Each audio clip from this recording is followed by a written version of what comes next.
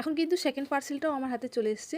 তো এবার তোমাদেরকে বলি কেন ক্যাপশনে লিখেছি 10,000 টাকা দামের শাড়ি আমি 250 টাকায় নিলাম। 250 টাকায় লিখেছি কিন্তু 270 টাকায় কিনেছি। তো শাড়িটা হচ্ছে এখন মেয়েরা যারা এইসব দেখো আর কি লাইভ টাইপ শাড়ির বা এখন বাজারে কীরকম কী শাড়ি চলছে তা যারা দেখো তারা নিশ্চয়ই জানো যে এখন একটা মডাল সিল্ক শাড়ি যেটা প্রচুর ফেমাস হয়েছে। হ্যাঁ, কোনো সেলিব্রিটি নেই মনে হয় যারা পরেনি। প্রচুর এখন সেল হচ্ছে, লাইভে দেখানো হচ্ছে, মানুষ রিভিউ দিচ্ছে, পরে রিলস বানাচ্ছে। তো সেই মডাল সিল্ক মতোই ওরম নিতে চেয়েছিলাম, কিন্তু দাম তো এখন আমি হায়েস্ট দাম দেখেছি 10,500 11,000 মতো।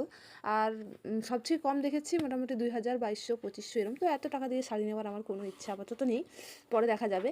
তো সেরকম একটা শাড়ি নিতে ইচ্ছা করছিল, তো সেই জন্য মিশোতে একটু ঘাটাঘাটি করছিলাম। তো ঘাটাঘাটি করতে গিয়ে এই শাড়িটা ভীষণভাবে চোখে পড়লো, যেটা দেখতে অনেকটা মডাল সিল্কের মতো দেখতে, এমন জিনিসটাও ভালো আর রিভিউ প্রচণ্ড ভালো দেখছিলাম, সেই জন্যই আমার নিতে আরও ইচ্ছে হলো। মানে কোনো ব্লাউজ দেখতে যাচ্ছি নেবো বলে, তো সেই ব্লাউজের রিভিউ যখন দেখতে যাচ্ছি তখন দেখছি সেখানেও এই শাড়িটা। কোনো শাড়ি দেখতে যাচ্ছি তাতেও তো আমিও না নিই। আর শাড়িটা দেখে সত্যি খুবই ক্লাসি মনে হচ্ছিলো যদি সেইভাবে স্টাইল করা যায় বা ক্যারি করতে পারি তাহলে মানে একটা ভীষণ সুন্দর লুক ক্রিয়েট করা যাবে।